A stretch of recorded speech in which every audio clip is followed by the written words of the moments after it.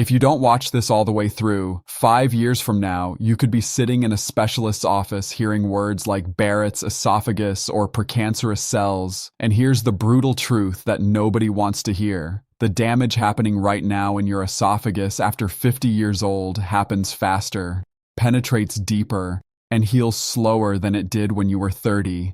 And the 5 innocent habits I'm about to expose are accelerating that damage every single night after dinner. I'm Dr. Michael Hayes, board-certified gastroenterologist with 23 years of experience treating digestive disorders, and what I'm about to share with you tonight will fundamentally change how you think about those seemingly harmless routines you do after eating dinner, because I've seen what these habits do to the esophageal tissue of patients over 50, and it's not pretty. This is educational content only, not medical advice, and you should always consult your healthcare provider before making any changes to your health routine.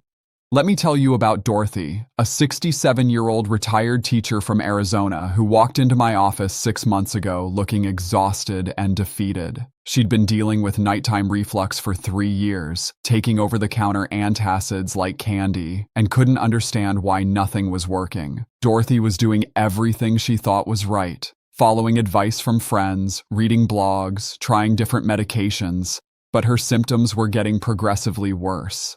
When I asked her to walk me through her typical evening routine after dinner, she described 5 habits that made me immediately understand why she was suffering. And here's what shocked her. Every single one of those habits was making her reflux exponentially worse, and she had no idea. Patient details have been changed to protect privacy, but the medical outcomes are real and represent composite cases I see regularly in my practice. The first habit Dorothy mentioned was something that probably half of you watching this video do every single night, and it's silently destroying your esophageal lining. Habit number 1 that I would never do after 50 if I had reflux: lying down or reclining within 3 hours of eating dinner. Now I know what you're thinking. You're tired after a long day. You've just finished a nice meal, and all you want to do is relax on the couch or go straight to bed. But here's what's happening inside your body when you do that, and this is where the anatomy becomes critical to understand. Your stomach produces hydrochloric acid with a pH between 1.5 and 3.5, which is strong enough to dissolve metal, and this acid is necessary for breaking down the food you just ate. When you're upright, gravity works in your favor, keeping that acid pool down in the bottom of your stomach where it belongs. The lower esophageal sphincter, that's the muscular valve between your esophagus and stomach, acts as a one-way door that's supposed to stay closed except when you're swallowing food. But after age 50, this sphincter naturally weakens, losing about 15 to 20% of its pressure strength compared to when you were 30 years old. This isn't something you can feel happening. It's a gradual process that sneaks up on you, and it means your body's natural defense against acid reflux is already compromised before you even add bad habits into the mix. When you lie down within 3 hours of eating, you eliminate gravity's protective effect, and now that weakened sphincter has to work against a horizontal pool of acid that's pushing directly against it. Think of it like this. Imagine trying to keep water in a bottle while holding it sideways versus upright. The sideways position puts constant pressure on the cap, and eventually something's going to leak. Dorothy told me she would finish dinner around 7 o'clock in the evening, then immediately move to her recliner to watch television, essentially lying at a 45-degree angle for the next 2 hours before going to bed. She thought the recliner was better than lying flat, and technically it is marginally better, but it's still nowhere near upright enough to prevent reflux. During those 2 hours, every time her stomach contracted to digest food, it was pushing a mixture of acid and partially digested food directly up against that weakened sphincter. And with her body at an angle, gravity was actually helping the acid travel up instead of keeping it down. The result was a constant bath of stomach acid washing over the lower part of her esophagus. And over time, this causes something called erosive esophagitis, where the delicate lining of your esophagus literally gets eaten away by acid. I showed Dorothy pictures from her endoscopy, and she was shocked to see the red, inflamed tissue with visible erosions that looked like someone had taken sandpaper to the inside of her throat. This wasn't happening because she had some rare disease or genetic condition. This was happening because she was lying down too soon after eating, night after night, week after week, year after year, and her body simply couldn't keep up with the repair process. The cells lining your esophagus normally regenerate and heal minor damage, but after 50, that healing process slows down significantly, and when you're constantly re-injuring the tissue before it has a chance to heal, you end up with chronic inflammation that can progress to more serious conditions. Join the thousands of people who have already subscribed and transformed their digestive health by hitting that subscribe button now, because this community is growing and you don't want to be left behind with outdated information. Here's what I told Dorothy to do instead, and this is non-negotiable if you want to heal. Stay completely upright for a minimum of 3 hours after eating dinner, and I mean genuinely upright, not reclined at an angle, not lounging with your feet up, but sitting or standing with your torso vertical. During those 3 hours, gravity keeps the acid down where it belongs, your sphincter doesn't have to work against horizontal pressure, and your stomach has time to empty about 60 to 70% of its contents before you lie down. If you absolutely must relax after dinner, sit in a firm chair with good back support, take a gentle walk around your neighborhood for 10 to 15 minutes, or do light household tasks while remaining upright. Dorothy was resistant at first because she felt like I was asking her to give up her relaxation time, but I explained that the alternative was continuing damage that could lead to Barrett's esophagus, a precancerous condition that occurs when chronic acid exposure causes your normal esophageal cells to transform into intestinal-type cells. And once that happens, you're looking at regular surveillance endoscopies every 1 to 3 years for the rest of your life to monitor for cancer development. That reality check changed her perspective pretty quickly. Habit number 2 that I would never do after dinner: taking antacids or acid reducers right before bed as a preventive measure. This one surprises people because they think they're being proactive by taking medication before symptoms start. But here's the problem with that approach, and this is something pharmaceutical companies definitely don't advertise. When you take antacids like calcium carbonate or magnesium hydroxide before bed, you're neutralizing stomach acid temporarily, which might give you 2 to 3 hours of relief, but you're not addressing the mechanical problem of acid coming up into your esophagus. You're just making that acid less acidic when it does come up. It's like putting a Band-Aid on a leaking pipe. You're covering up the symptom without fixing the actual leak. Even worse, when you take these medications regularly, your stomach responds by producing even more acid to compensate, creating a rebound effect that makes your reflux worse in the long run. I had a patient named Richard, a 58-year-old sales representative from Michigan, who was taking antacids 3 times a day, including right before bed, and he couldn't understand why his reflux was getting progressively worse despite all that medication. When we ran some tests, his stomach was producing nearly double the normal amount of acid because his body was trying to overcome the constant neutralization, and he'd created a vicious cycle where he needed more and more medication to get the same relief. The proton pump inhibitors, medications like omeprazole or esomeprazole, are even more problematic when used as a nightly preventive without addressing the underlying habits. These drugs shut down the acid-producing pumps in your stomach, reducing acid production by 70 to 90%. And while that sounds great for reflux, it comes with significant long-term consequences, especially after age 50.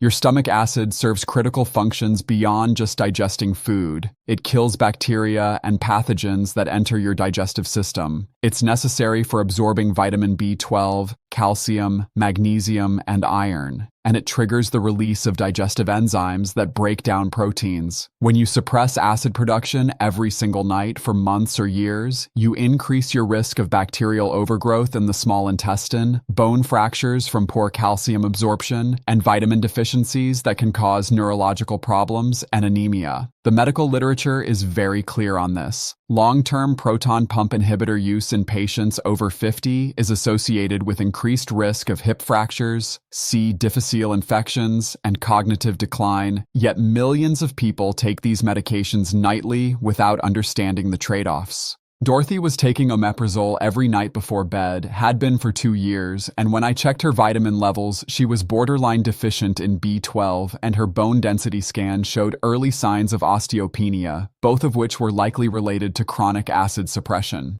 Comment below and tell me, how long have you been dealing with nighttime reflux? I read every single comment and I want to hear your story. Here's what I recommend instead. Address the root causes first, which means fixing your post-dinner habits, and only use acid-reducing medication when absolutely necessary under your doctor's supervision.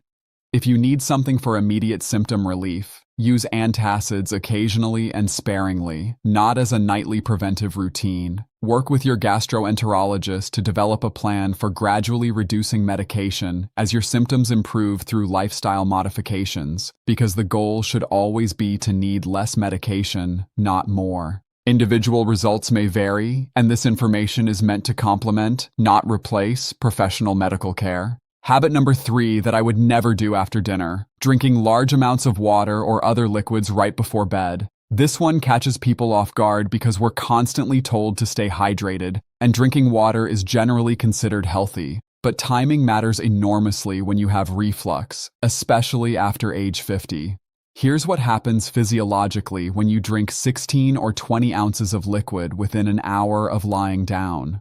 Your stomach, which was already working to digest your dinner, now has this additional volume of liquid that increases the total contents and puts mechanical pressure on the lower esophageal sphincter from sheer volume alone. Remember, that sphincter is already weakened after 50. And now you're adding extra pressure just from the quantity of material in your stomach. It's like filling a balloon beyond its comfortable capacity. The pressure at the opening increases and makes it more likely to leak. But there's another factor that makes this even worse. Many people aren't just drinking plain water before bed, they're drinking beverages that actively make reflux worse. Coffee, even decaffeinated coffee, relaxes the lower esophageal sphincter and delays stomach emptying, so if you're having a cup of coffee after dinner, you're chemically weakening the valve that's supposed to prevent reflux. Alcohol does the same thing, but worse. It relaxes the sphincter, increases stomach acid production, and impairs the esophageal contractions that normally push acid back down where it belongs. Carbonated beverages, including sparkling water, add gas to your stomach that increases pressure and promotes burping. And every time you burp, there's a risk of acid coming up with that gas. Citrus juices, tomato-based drinks, and anything acidic directly irritates esophageal tissue that's already inflamed. I had a patient named Susan, a 63-year-old accountant from Florida, who would drink a large glass of orange juice and a glass of wine with dinner, then drink 2 more glasses of water before bed because she'd read that staying hydrated was important for health, and she couldn't figure out why she was waking up choking on acid every single night around 2:30 in the morning. When I explained that she was essentially creating a liquid acid bomb in her stomach right before lying down, and that the orange juice and wine were making everything worse, she looked at me like I'd just revealed some secret conspiracy. The timing of her symptoms made perfect sense. She was going to bed around 10 o'clock at night, her stomach was full of liquid that took time to empty, and by 2:30 in the morning when she shifted position during sleep, all that acidic liquid would slosh up into her esophagus. Here's the protocol I gave her, and this applies to anyone over 50 dealing with reflux. Stop drinking liquids at least 90 minutes before bed, and that means all liquids, including water.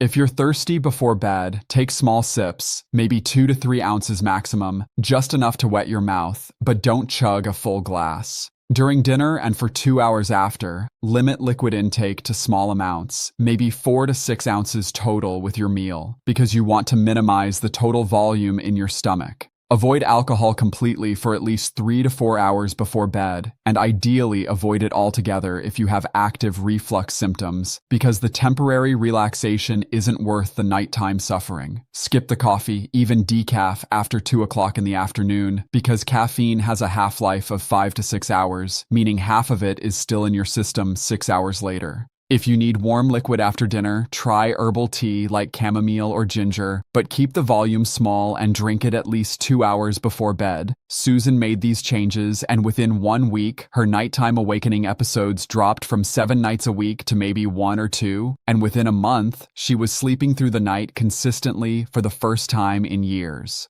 This is educational content only, not medical advice, and you should always consult your healthcare provider before making changes to your routine. Habit number 4 that I would never do if I had reflux after 50, wearing tight or restrictive clothing to bed, especially anything with an elastic waistband that puts pressure on your abdomen. This seems like such a minor thing that most people dismiss it, but the physics of reflux are unforgiving, and external pressure on your stomach absolutely makes a difference. Here's the mechanism. When you wear pajama bottoms with a tight elastic waistband, or compression garments, or even a belt that you haven't loosened after dinner, you're applying external pressure to your abdominal cavity, and that pressure gets transmitted directly to your stomach, increasing the internal pressure and forcing contents up against the lower esophageal sphincter. Studies have measured this effect, and external abdominal pressure from clothing can increase intragastric pressure by 5 to 15 millimeters of mercury, which doesn't sound like much until you realize that the resting pressure of the lower esophageal sphincter in someone over 50 might only be 15 to 25 millimeters of mercury to begin with. You're essentially cutting that protective pressure gradient in half just by wearing tight clothes. Dorothy, the retired teacher I mentioned earlier, wore these compression leggings to bed because she thought they helped with circulation in her legs, and she had no idea they were contributing to her reflux.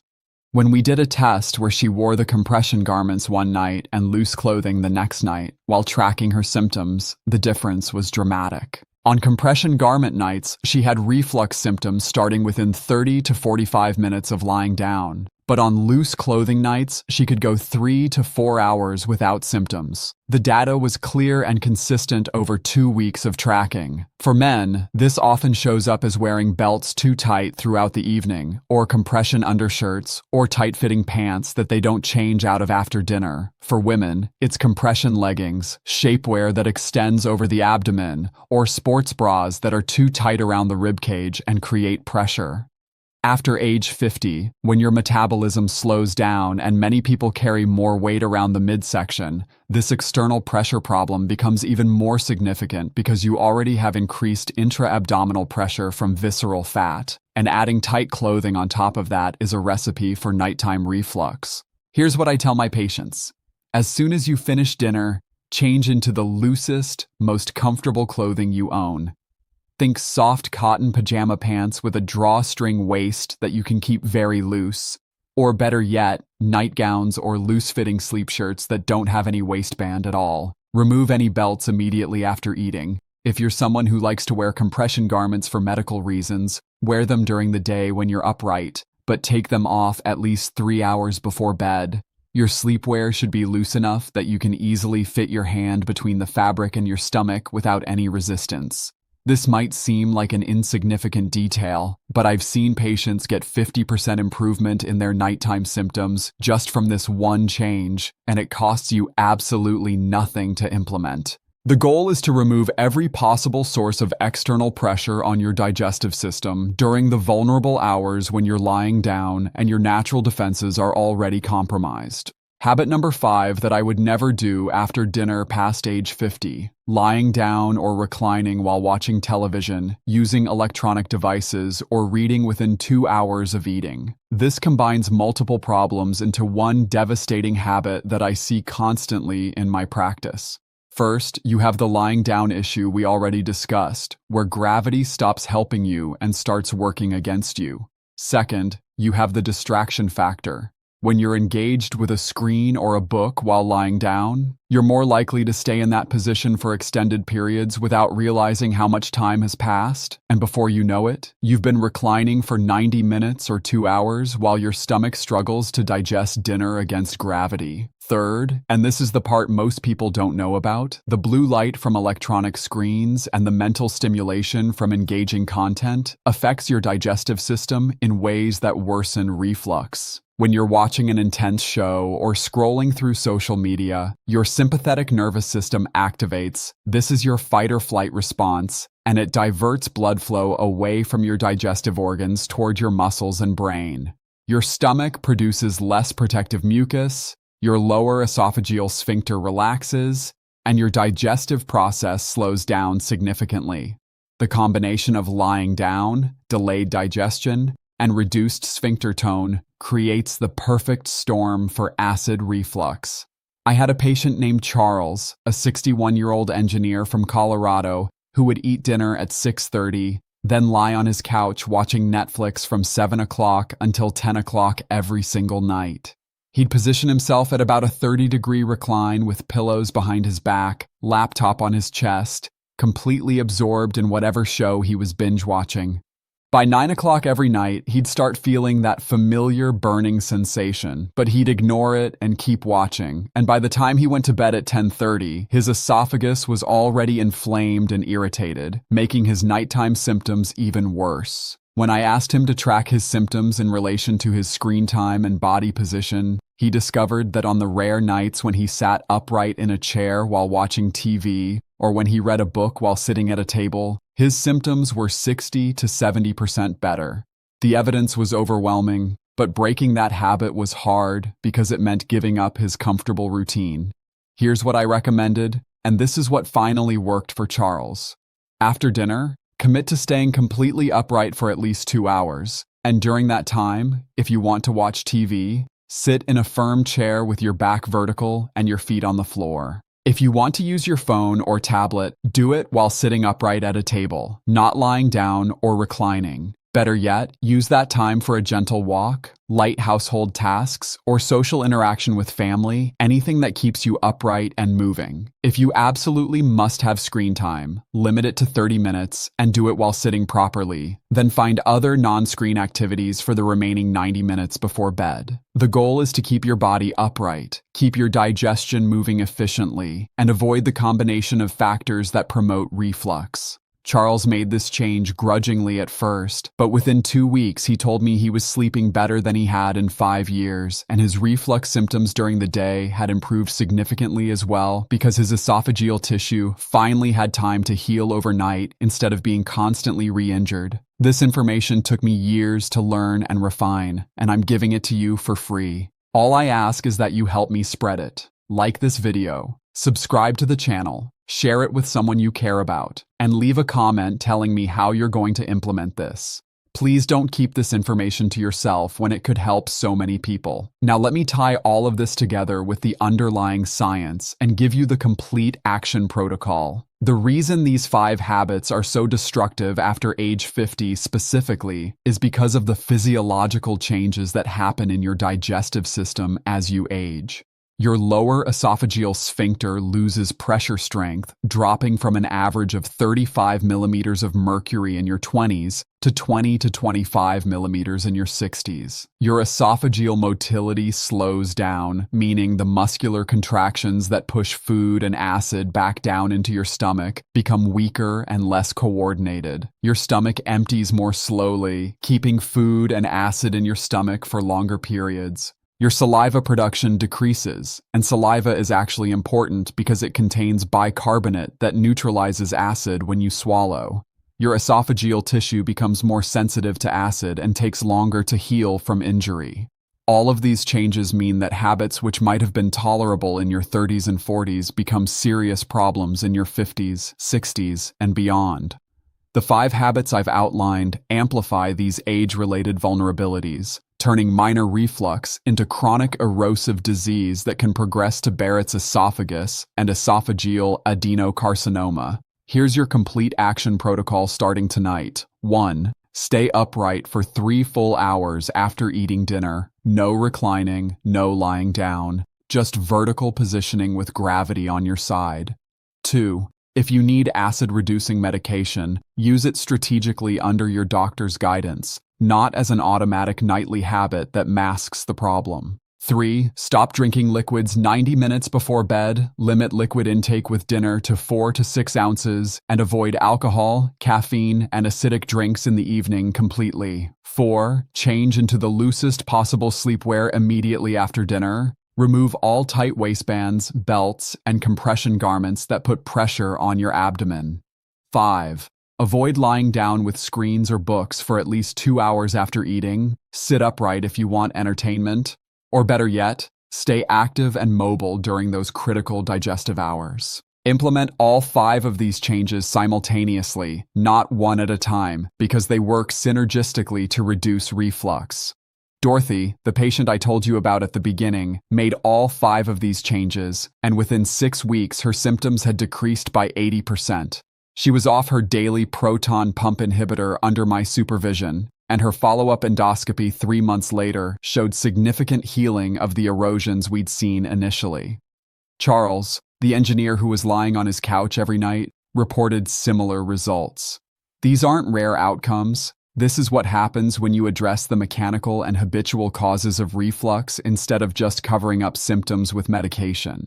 Your body wants to heal. You just have to stop injuring it every single night and give it the opportunity to do so.